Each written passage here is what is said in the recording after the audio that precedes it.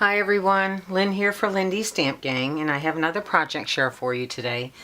Unfortunately, I got so excited about doing this project that I forgot to video. So I'll go ahead and walk you through the steps of what I've done. I started off with this cute little cake plate from Michael's and the slice of cake, and there's unfinished ceramic pieces. So the first thing that I did is with the base. I went ahead and put a couple coats of gesso on it.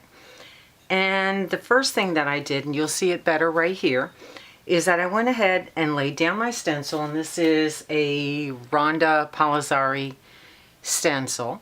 And I went ahead and laid it down over top of my cake plate, and I used my Versamark and I pressed firmly on top of the cake plate. Now you want to be careful, you don't want to move your stencil around when you're doing that, and it's very easy. So I kind of did the edges first and then did the center while I held onto the edges. Went ahead and used my Magic Moon Pearls embossing powder over top of it and heat set it. I also did kind of the same thing around the edge, but I used a Q-tip and I just kind of mushed the end down and took some Boss Gloss, and I don't even know if they make this stuff anymore, but I just opened it up, squeezed it out on my craft mat, and then dunked my Q-tip in it and made the little dots.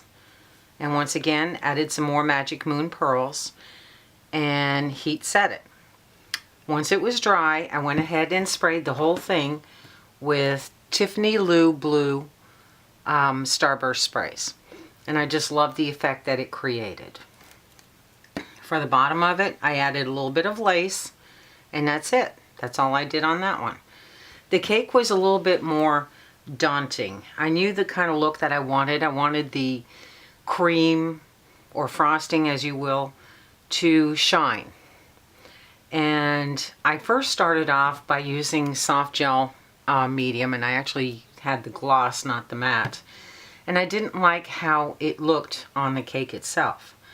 So I kind of changed gears and went ahead and once again used my Boss Gloss on my craft mat, took a little paintbrush and painted it on. And yes, it was kind of a pain trying to get it into all the nooks and crannies, but I did all the white where you would see the frosting.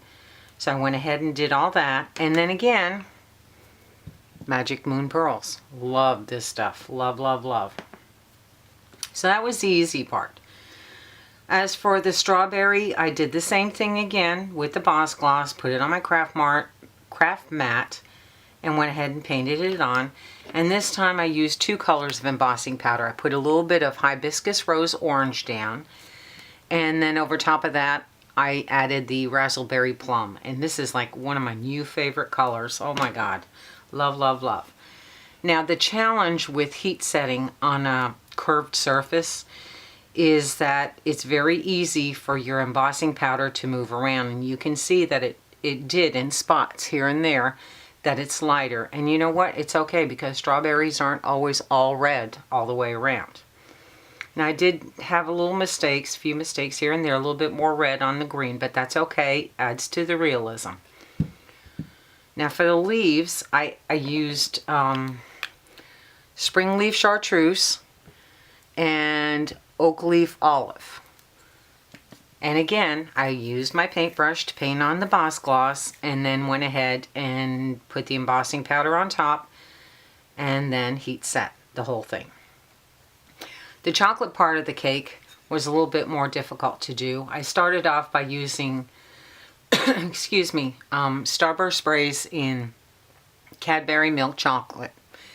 And while I liked the look of the Starburst spray, I found it wasn't dark enough to be chocolate.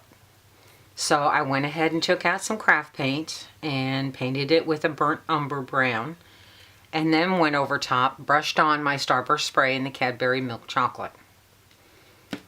And you can see the shimmer on top. Now as for the little dots on top of my cake, I just used my good old Aleene's tacky glue and just went over the little dots, and then dumped on a little bit of petrified glitter. And this is, oh, gorgeous color. Gorgeous, gorgeous. So that's the slice of cake. For my flowers, I did go ahead and use some Lindy some I Am Roses flowers that I had in my stash. I added a little bit of lace here and there, and I left most of the flowers in their original colors, except for these cute little cherry blossoms. They were originally a light pink color, but I wanted them to sort of blend in a little bit more with the strawberry. So I pulled out a color I haven't really used much. You can see I haven't used much. This is one of the older labels, and it's been a while since we've used these labels. But this is Heliotrope Purple Plum. Oh my God, I have some new favorites today. Love, love, love this color. And I only did it on the little cherry blossoms. And once everything was dry, and I did let these dry naturally as opposed to heat setting them, because when you heat set the Lindy's, it tends to be a little bit paler in comparison to if you let it dry naturally. So I did let these dry naturally. And then I just went ahead and did my arrangement, and now I have a cute little cake stand with a piece of cake. Anybody hungry? So that's my project share for you today. As always, if you have any questions, go ahead and leave them down below. I'll try and answer everyone. And I just want to thank you for watching this video today. Please don't forget to comment and check out the blog as well as the store. I think you're going to find some new fave products as well. Thank you for watching. Have a great day.